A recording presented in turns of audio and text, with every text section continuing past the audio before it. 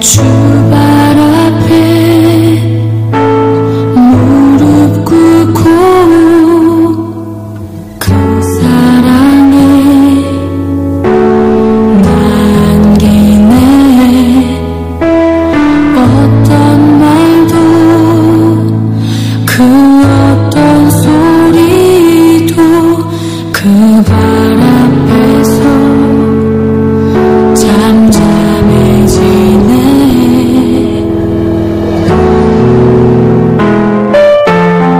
15살 단순 기침으로 시작된 온유의 감기. 그러나 오진으로 수술을 하게 되고 그 수술은 더 큰 사고를 일으켰습니다. 처음 수술이 잘못되면서 반복하게 된 11번의 수술. 그 사이 온유의 갈비뼈는 사라지게 됩니다. 그리고 온유에게 남게 된 극심한 통증과 말할 수 없는 고통. 수시로 찾아오는 통증은 온유를 너무나 괴롭혔습니다.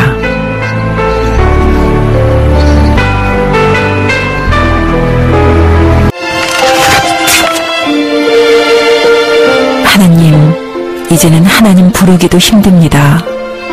숨이 차오르고 어떻게 해야 하나요? 제발 저를 만나주세요. 나를 불쌍히 여겨주세요. 나를 불쌍히 여겨주세요. 나를 지키시는 자 나의 하나님을 신뢰함으로 붙잡고 기다립니다. 정말 믿는다면 적당히 믿을 수는 없는 것. 나 자신은 없고 주님만이 내 안에 살기 원합니다. 그렇게 온유의 생명은 위태롭게 외주를 타고 있었습니다. 반복된 수술로 온유의 배는 현격히 줄어들게 됩니다. 그래서일까요? 호흡을 못하는 위급 상황은 자주 일어났고 하루 24시간 1초에 한 번씩 엠브를 눌러주어야만 했습니다. 그것만이 온유를 살리는 유일한 방법이었기 때문입니다. 주 나의 사랑 그 발 앞에 앉아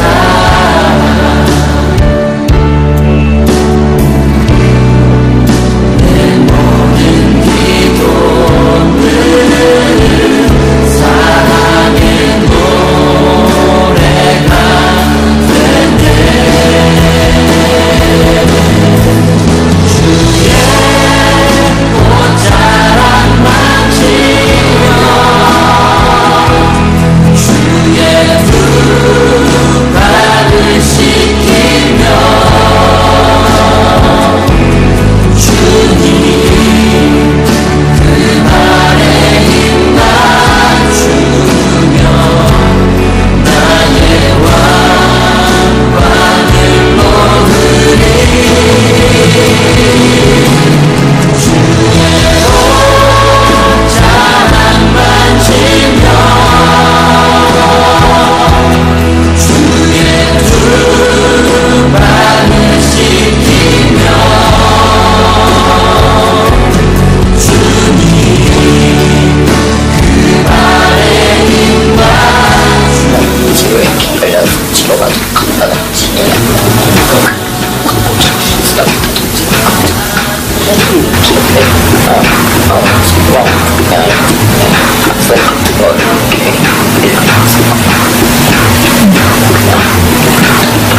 어떻게 하실지 모르겠지만 하나님이 이제 선하신 뜻 가운데서 온유에게 하시는 어떤 일이든지 그거는 다 선하다고 그렇게 믿고 있어요.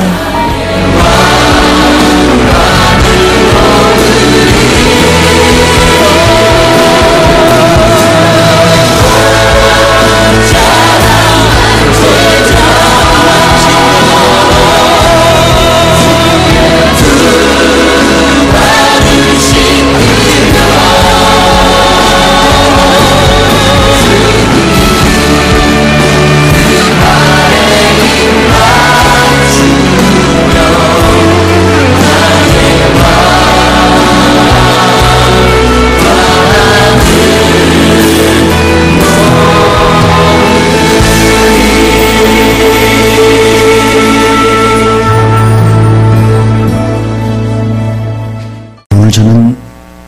온유함이 능력입니다. 그런 제목으로 하나님의 말씀을 전하겠습니다. 점점 문명은 발달합니다. 기하급수적으로 상상을 초월해서 거듭거듭 발전하고 있습니다. 삶이 더 편해지죠. 자동화되어지면서 편리하고 살기가 참 좋아지는 세상입니다. 그러나 인간의 정신세계, 내면 세계는 이보다 더 황폐한 때는 없었습니다. 참지 못합니다. 신경질적으로 변하죠. 파괴적입니다.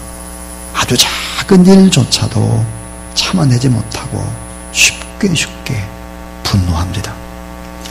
분노 조절에 장애를 일으키고 있죠. 너무나 조급합니다. 잠시 붉은 신호등의 대기 상태인데도 인내심과 이해심이 없어서 크락션을 계속해서 눌러댑니다. 한국인이 언제부터 이렇게 급해졌을까? 어떤 분은 이런 말을 했습니다. 라면이 생겨나고부터다. 1분 컵라면, 이런 아주 즉각적인 그런 문화, 인스턴트 문화에 우리가 길들여지고 있습니다. 옛날에 밥을 하면 밥이 끓고 난 다음에 뜸들이는 시간이 필요한데요. 그런 시간들을 놓쳐버리고 있습니다. 기다릴 수 없습니다. 더 급합니다. 더 사나워지죠. 쉽게 분노를 표출합니다. 2009년도에 우리나라 사람으로는 최초의 유전자를 완전히 자기 유전자를 해독한 사람이 있습니다. 게놈 지도라고 하는 것인데 박종화 박사입니다. 이 박종화 박사는 250건 분량의 유전자 지도를 다 분석을 하면서 자기 자신에게 문제가 3가지가 있는 것을 알게 되었습니다. 그것은 자기에는 고지혈증이 앞으로 발생할 확률이 높고 폐암 발병률이 거의 80%가 넘을 것이다. 그리고 눈의 황반변증으로 실명의 위기가 닥쳐올 것이다. 이런 것을 유전자 자기의 지도를 보고 알았습니다. 그리고 건강과 질병과 또 수명을 정확하게 분석할 수 있었다 그랬습니다. 이 박종화 박사는 이런 얘기를 합니다. 과학적 사주팔자가 바로 인간의 DNA를 분석하는 게놈 지도다 그랬습니다. 미국의 유명한 배우 가운데 안젤리나 졸리가 있습니다. 이도 역시 유전자 분석을 했습니다. 유전자 분석을 해봤더니 유방암과 난소암에 걸릴 수 있다. 이 사실을 알게 되었습니다. 유방암과 난소암, 엄마도 이모도 다 유방암에 걸렸습니다. 그러니까 자기도 유방암에 걸릴 확률이 이 게놈 지도를 분석해 보니까 틀림없이 있다는 거예요. 그래서 2013년도에 멀쩡한 유방을 절제합니다. 수술을 하죠. 자궁 수술까지 하게 되었습니다. 유전자 분석을 뭐라고 하느냐? 자신의 인생 설계도를 볼 수 있는 얼굴과 같다 그랬습니다. 여러분, 이 같은 무서운 변화의 시대에 우리가 삽니다. 홍콩에서 있었던 일입니다. 담배꽁초를 하도 많이 버리니까 이 담배꽁초를 가지고 유전자 분석을 했습니다. 그리고는 사람의 얼굴을 그려냈죠. 근데 이 얼굴이 85%가 맞습니다. 자, 여러분, 이런 정말 상상할 수 없는 시대. 그래서 유전자 가운데 좋은 것만 뽑아가지고 이렇게 자녀를 낳을 수 있는 그런 과학기술의 한계 내지는 그것을 초월하는, 그래서 하나님의 영역에까지 인간이 도전을 하고 있습니다. 우린 설교를 시작하기 전에 이런 생각을 먼저 해야 하겠습니다. 행복의 유전자가 있을까 하는 것입니다. 또 하나는 행복을 과학으로 정의할 수 있겠는가? 현재 천재라고 하는 유전자를 정말 가질 수 있을까? 정말 과학적인 사주팔자를 볼 수 있을까? 이건 전부 다 없습니다. 불가능하다라고 말할 수 있습니다. 인간의 이런 엄청난 문명의 발달과 함께 인간이 가지고 있는 것은 예전보다 훨씬 더 불안하고 훨씬 더 두렵고 근심 걱정이 더 많고 더 초조해지는 것입니다. 더 사람들은 분노를 표출하는 것이죠. 거칠어집니다. 무섭게도 총기 난사의 사건이나 IS나 우리나라를 보면 점점점 거칠어지고 있습니다. 왜 그럴까요? 한 인간의 위대함이라는 것은 가치관의 변화에 있는 것입니다. 그 아름다운 변화가 결국은 성품의 변화를 일으켜야 된다. 그래 행복할 수 있는 것이거든요. 오스왈드 샌더스라는 사람이 이런 말을 했습니다. 참된 위대함은 그가 처한 환경에 있는 것이 아니다. 그것은 그의 성품의 변화에 있다. 그랬습니다. 예수님이 이렇게 말씀하셨죠. 따라하세요. 온유한 자가 복이 있나니 땅을 기업으로 받을 것이며. 자, 여러분, 온유한 자가 결론적인 얘기를 먼저 해야 되겠습니다. 온유한 자가 어떤 복을 받을까 하는 거예요. 온유한 자가. 여러분, 온유한 자가 받는 복이 성경에 보니까 4가지입니다. 하나는 땅을 기업으로 받는다 그랬어요. 그러니까 현실적인 축복도 온유한 자가 받습니다. 또 하나는 시편 37편 11절에 보니까 온유한 자들은 땅을 차지하며 풍부한 화평으로 즐거워하리로다 그랬습니다. 화평을 누린다는 거예요. 화평. 거기다 때 즐거움의 복을 누린다 그랬습니다. 그러니까 마음의 복도 누리는 거예요. 그러니까 온유한 자가 누리는 복은 영적이면서도 현실적인 복이고 내면적인 복이면서도 외적인 복이다 하는 것입니다. 이 온유한 자가 받는 복은 뭘까? 바라하세요. 좋은 사람을 만나는 복을 누린다. 예. 풍부한 화평을 누리고 즐거움의 복을 누린다. 풍부한 화평이라는 게 뭐예요? 좋은 인간관계, 좋은 사람 만나는 축복이 여러분에게 있게 되길 주의 이름으로 축원합니다. 복이 하늘에서 뚝딱 떨어지는 것이 아니에요. 사실은 좋은 사람을 통해서 오는 겁니다. 오늘 본문의 이삭은 물질적인 복과 함께 만남의 귀한 복도 받습니다. 모세의 곁에는 좋은 사람이 곁에 있었습니다. 요수와 갈렙 같은 사람이죠. 사도 바울의 곁에도 디모데 실라 두기고라든지 에바브로디도라든지 이런 좋은 사람들이 곁에 있었죠. 이 온유한 자가 받는 복은 또 뭘까 하는 거예요. 그것은 바로 승리의 복을 받는다 하는 것입니다. 자, 부드러움이 강함을 이기는 것이다. 디모데후서 2장 12절에 보니까 오래오래 참고 견디고 온유한 사람이 왕노릇한다 그랬습니다. 예수님의 대표적인 성품의 특징이 뭘까요? 그것은 순종입니다. 그리고 겸손이죠. 순종과 겸손을 통한 온유함, 이것은 정말 놀라운 복 중의 복이 아닐 수 없습니다. 근데 그러면 온유라고 하는 것이 뭘까? 성경이 얘기하는 온유는 무엇일까 하는 것입니다. 온유를 헬라어로는 프라우스라고 합니다. 이 프라우스가 뭘까? 이것은 바로 다스려지는 힘이다 하는 뜻입니다. 그래서 이거는 야생마, 아주 거칠고 사나운 들짐승을 길들이다 그런 뜻입니다. 자, 여러분, 들짐승과 같은 아주 거칠고 야생마와 같은 이런 들짐승을 길들이다. 그것이 이제 뜻이 온유라고 하는 뜻입니다. 자, 하나님을 정말 인격적으로 만난다면, 예수 그리스도를 나의 주 나의 하나님으로 영접하고 그 하나님과 동행을 한다고 하면, 하나님의 능력을 맛봤다면, 하나님이 얼마나 위대한 분인지를 알게 되면 자신을 내세울 수 없습니다. 온유해질 수밖에 없는 것입니다. 왜 거칠어질까요?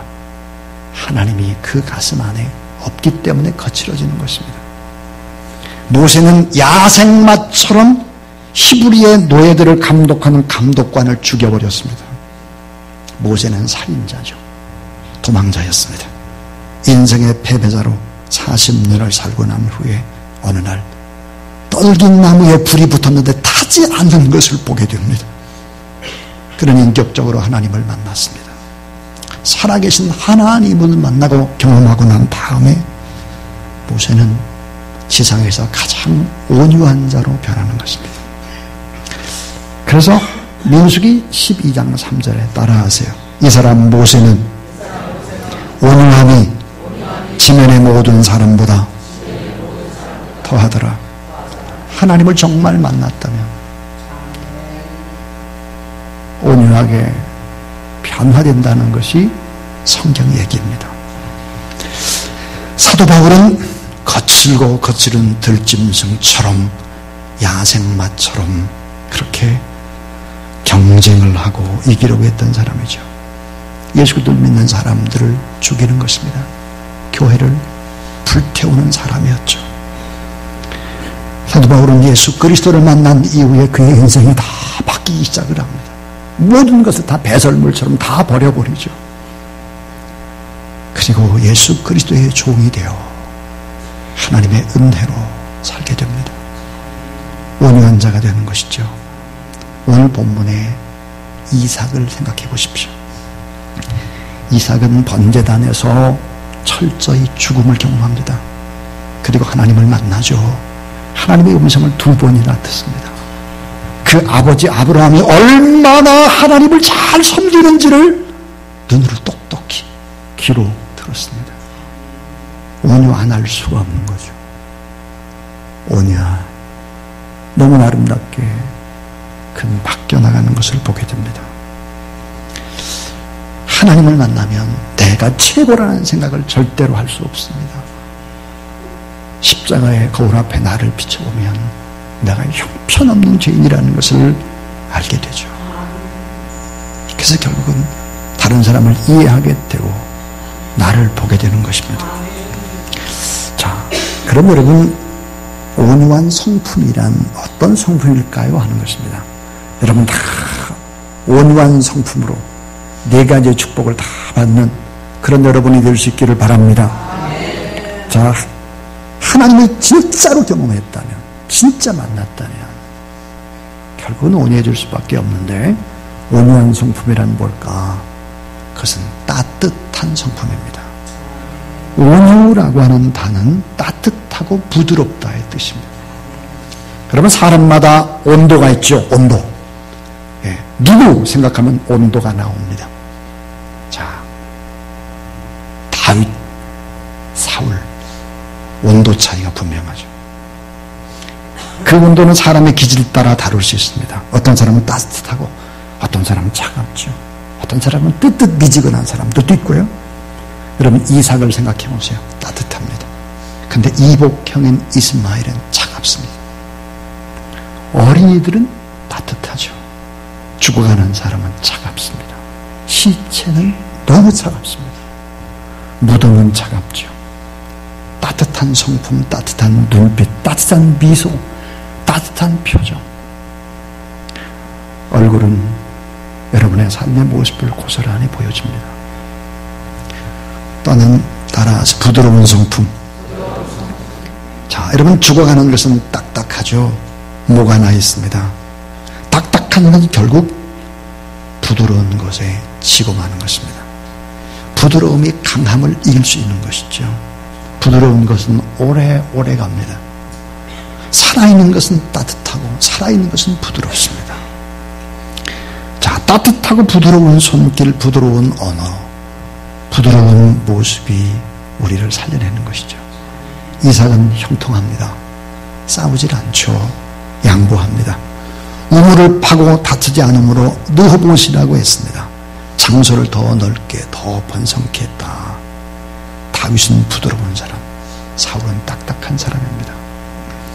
저와 여러분, 우리 모두 다 따뜻한 성품과 부드러운 성품의 사람들이 다 될 수 있기를 주님의 이름으로 축원합니다. 이 온유한 성품은 또 인내하는 성품입니다. 온유한 성품은 오래오래 기다림을 통해서 형성되기 때문에 포기하지 않는 눈부신 끈기가 바로 온유함이죠. 야생마를 준마로 만드는 힘과 그 절제된 힘, 그것이 바로 인내입니다. 이삭은 계속해서 우물을 파고 계속 파죠. 하나님의 축복, 축복, 그 음성을 들었기 때문입니다. 기다리면 성취되는 것입니다. 또 하나는 온유한 성품은 예의 바른 성품입니다. 예의 바른. 온유한 성품은 성령의 열매죠. 거친 사람들은 무례합니다. 따라해 주세요. 사랑은 무례에 행치 아니하고. 그렇습니다. 예수 그리스도는 만유의 주요 만왕의 왕이시죠. 근데 그분은 어때요? 섬세하십니다. 힘과 능력과 권세가 있으면서 동시에 섬세하세요. 하나님은 온유한 성품 위에 섬세하셔서 복을 우리에게 주시는 것이죠. 온유한 성품, 그 형성의 원리가 무엇입니까? 따뜻한 성품을 가져야 온유해지는 것이고, 부드럽고 인내하고 예의 바른 성품을 갖는 우리 모두 다 될 수 있길 주의 이름으로 축원합니다. 어제 설교 준비를 이제 거의 마쳐갈 때인데 4층에 리오맥스의 사장님이 제 방에 찾아와 줬습니다. 이런 말씀을 하셨습니다. 목사님, 제가 어제도 목사님을 뵈러 왔는데 식사라도 한 끼 대접해 드리려고 그랬는데 못했습니다. 4층에 있은 지가 꼭 15년이 됐습니다. 근데 떠나려고 생각하니까 어젯밤에 잠이 전혀 오질 않았습니다. 그리고는 저와 눈이 마주쳤습니다. 눈물이 글썽글썽 했습니다. 평소에 저는 그분을 이렇게 보면서 저분은 참 성품이 온유하시구나, 그런 생각을 하게 되었습니다. 그러면서 그런 얘기를 했습니다. 목사님, 이 교회에 있으면서 15년 동안 많은 복을 받았습니다. 50평의 창고가 꼭 필요해서 큰 곳으로 이사를 가게 되었습니다. 거여역 쪽에 좀 건물을 큰 것을 얻었습니다. 너무 기뻤습니다. 저희 교회 4층에 있으면서 잘 돼서 큰 곳으로 갈 수 있으니까 너무 기뻤습니다. 저는 그 문을 바라보면서 저의 눈에도 이슬이 맺혀 있었습니다. 따뜻한 성품, 부드러운 성품, 인내하는 성품, 예의 바른 성품, 그것이 온유한 것입니다. 여러분, 예수 그리스도 안에서 이러한 성품으로 길들여져 가는 저와 여러분, 우리 모두 다 될 수 있기를 주의 이름으로 축원합니다. 여러분, 설교를 들으시면서 그런 생각을 하실 것 같습니다. 목사님은 온유하지 않잖아요. 저도 온유 못합니다. 저하고 여러분하고 수준이 거의 비슷하죠. 그러니까 한 교회에서 이렇게 20년 이상 있는 거 아니에요? 웃는 사람은 저보다 더 온유 못한 분 같아요. 자, 이제 설교의 마지막입니다. 어떻게 해야 온유한 성품의 사람이 될 수 있을까 하는 것입니다. 어떻게 해야? 이 온유한 성품은 하루아침에 형성되는 것이 결코 아니죠. 긴 시간을 요구합니다. 모세도 사도 바울도 긴 시간이 흘러야 했습니다. 그러나 하나님을 사모하고 사랑하고 기대하고 주님을 의지하게 되면 점점 바꾸어져 갈 수 있다는 사실을 믿으시기 바랍니다. 온유하다는 것은 하나님과 나의 관계에서 어떤 일이 일어난 결과로 성격이 달라진 것을 의미합니다. 자, 이삭이라고 하는 사람은 어떤 변화가 있었을까 하는 것입니다. 우리는 어떻게 해야 온유한 성품으로 바뀔 수 있을까? 그 하나가, 따라해 주세요. 십자가 앞에서 나의 죽음을 선언하라. 십자가 앞에서 나의 죽음을 선언하는 것입니다. 이삭이 모리아 산에서 번져 물러들어질 때 이삭은 힘이 센 10대 후반의 청년이었습니다. 아버지야 쉽게 밀쳐버릴 수 있었죠. 연로하신 아버지를 이길 수 있었습니다. 아버지의 손에 결박당한 채 나무 위에 올려진 이삭을 생각해 보십시오. 장작더미 위에서 죽음을 기다리는 이삭이 하나님의 음성을 듣습니다. 하나님의 음성을 2번이나 듣게 됩니다. 죽음 앞에서 어떤 음성을 들었을까 하는 것입니다. 창세기 22장 11절부터 12절에 보니까 여호와의 사자가 하늘에서부터 그를 불러 가라사대 아브라함아 아브라함아 하시는지라 아브라함이 가로되 내가 여기 있나이다 하매 사자가 가라사대 그 아이에게 내 손을 대지 말라 아무 일도 그에게 하지 말라 네가 내 아들 내 독자라도 내게 아끼지 아니하였으니 내가 이제야 내가 하나님을 경외하는 줄을 아노라. 이 음성을 이삭이 첫 번째로 듣습니다. 아버지 아브라함이 얼마나 하나님을 사랑하고 하나님 앞에 얼마나 순종하고 자기의 가장 소중한 것을 죽여서 하나님 앞에 드리려고 하는가를 알았습니다. 예배가 뭡니까? 예배는 나의 가장 소중한 것을 죽여서 하나님 앞에 드리는 것입니다. 여러분 가장 소중한 것이 무엇입니까? 그 소중한 것을 하나님 앞에 죽여서 드려야 되는 거예요. 그것이 진정한 예배죠. 우리가 그것을 죽여서 드리게 되면 그것을 다시 받습니다. 다시 받을 때는 달라집니다. 그것은 나의 아들이 아니라 하나님의 아들이 되는 것입니다. 나의 물질이 아니라 하나님의 물질이 되고 그래서 하나님이 그거를 가지고 일을 하실 수 있는 플러스 알파가 되는 것이죠.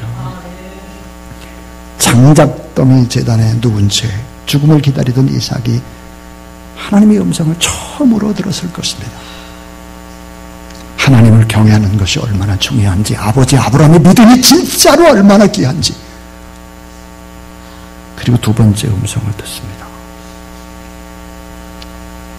창세기 20장 15절부터 16절에 보니까 여호와의 사자가 두 번째 아브라함을 불러 가라사대 내가 내게 큰 복을 주고 내 씨로 말미암아 성하여 하늘의 별과 같고 바닷가의 모래와 같이 하리니 내 씨가 그 대적의 문을 얻으리라 또 내 씨로 말미암아 천하 만민이 복을 얻으리니 이는 내가 나의 말을 준행하였음이라 하셨다 하니라 그랬습니다. 죽음 앞에서 두 번의 음성을 들으면서 하나님의 계획을 알게 된 것입니다. 그 씨는 어때요? 이삭입니다. 이삭을 통해서 얼마나 하나님의 위대한 계획을 가지고 있는지 이삭은 잘 알게 된 것이죠. 그는 십자가상에서 죽었습니다. 아브라함도 죽고 이삭도 죽고 그런 죽음을 통해서 하나님의 음성을 들었죠. 복된 자아상을 이삭은 갖게 된 것입니다. 다투지 않게 되고 농사를 지을 수 없는 사람이다. 이삭은 왜? 목축업을 하는 사람이니까요. 농사의 농자도 모르는 사람이 그도 적군의 땅 블레셋에서 가문인 때 농사를 져도 100배의 축복 창대하고 왕성하고 존귀한 사람이 되고 블레셋 사람에게도 존경을 받게 됩니다. 사랑하는 여러분 십자가 앞에서 나의 죽음을 선하고 가장 소중한 것은 하나님 앞에 드릴 줄 아는 그런 귀한 여러분이 될 수 있기를 바랍니다. 아들과 딸을 내 소유라고 생각하지 마세요. 하나님 앞에 드리셔야 하는 거예요. 가장 귀한 것은 아낌없이 주 앞에 드리고 드리면 그것을 다시 받게 되는데 다시 받는 것이 아니라 거기엔 플러스 알파가 붙어요. 하나님이 일을 하시는 것입니다. 자, 두 번째는 따라해 주세요. 하나님의 주권 앞에 자신을 맡기십시오. 예. 하나님의 주권 앞에 내 자신을 맡겨야 합니다. 여러분 오늘 예배드리는 이 자리까지 오기까지 여러분의 계획대로 뜻대로 된 것이 무엇입니까? 없을 겁니다. 잘 안 될 거예요. 하나님의 주권 앞에 내 자신을 맡기라 하는 거예요. 내 몸도 내 것이 아니고 내 자녀도 내 건강도 물질도 전부 다 내 것이 아니죠. 그러니까 하나님의 주권 앞에 맡겨야 된다는 거죠. 로마서 8장 28절은 저는 사도 바울이 늘 인생관처럼 생각한 그런 귀한 말씀이라고 생각을 합니다. 하나님을 사랑하는 자, 곧 그 뜻대로 부르심을 입은 자들에게는 모든 것이 합력하여 선을 이루느니라. 자, 여러분, 예수 그리스도를 믿고 난 다음에 만나는 환난, 질병, 고통, 이별, 눈물, 아픔, 이건 다 합력해서 선이 되는 하나님이 축복인 것을 믿으시기 바랍니다. 하나님 우리를 환경 속으로 몰아넣어서 훈련을 하는 것입니다. 설교의 서두에서 그런 얘기를 했습니다. 문화문명이 발달하면서 사람들이 많이 누리고 삽니다. 그것이 절대로 행복이 아닙니다. 행복은 가치관과 인생관과 성품의 아름다운 변화가 있을 때 행복한 것입니다. 그러므로 하나님은 환경 속에 우리를 몰아넣고 훈련을 시키시는 분이시죠. 그래서 그 어떠한 환경 속에서라도 하나님의 뜻을 발견하고 절대 주권을 믿는 그런 여러분 되길 주의 이름으로 축원합니다. 또 하나는 성령의 은혜로 내 안에 있는 죄덩어리를 발견해야 합니다. 성령의 은혜로. 그리고 성령의 충만함을 구하십시오 하는 것입니다. 왜냐하면 갈라디아서 5장 22절을 보니까 성령의 9가지 열매 가운데 온유라고 하는 열매가 있습니다. 주님께 우리 자신을 맡기고 성령님께서 지배하시도록, 그리고 내 안에 있는 죄악 덩어리를 바라보고 주님 앞에 늘 죄 씻음을 받고 성령의 충만함을 고대하고 믿음으로 살아갈 때 여러분은 어느새 예수 그리스도를 많이 닮은 온유한 하나님의 사람이 될 줄로 믿습니다. 온유한 자가 받는 복이 땅을 기업으로 받는다. 현실적인 복, 풍부한 화평물, 정신적인 복입니다. 좋은 사람을 만난 만남의 복입니다. 그리고는 결국은 대적의 문을 이긴다 그랬는데 부드러움이 강함을 이기는 승리를 준다는 거예요. 온유함이라는 것은 다스려진 힘입니다. 성령의 다스림을 받고 십자가 앞에서 늘 다스림을 받는 그런 여러분이 될 수 있기를 바랍니다. 따뜻하고 부드럽고 인내하고 예의 바른 성품으로 하나님 앞에서 살아가시고 어떤 어려운 일이 있을 때도 낙심치 않고 하나님의 절대 주권 앞에 모든 것을 인정하고 하나님 앞에 나가는 귀한 여러분, 우리 모두 다 될 수 있기를 주의 이름으로 축복합니다.